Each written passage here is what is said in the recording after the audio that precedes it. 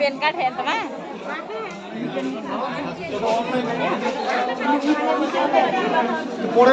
কি কাজে আসছেন আপনি?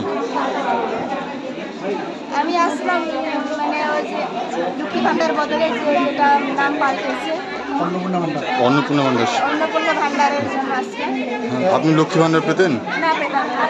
বয়স কত আপনার? আমার হচ্ছে 26। তাহলে নতুন করে সম্ভবত পরের সপ্তাহ থেকে পোর্টালে আবেদন চলবে অন্নপূর্ণা ভান্ডার, ওখানে অ্যাপ্লাই করে দিন, তাহলে পরের মাস থেকে 3000 টাকা করে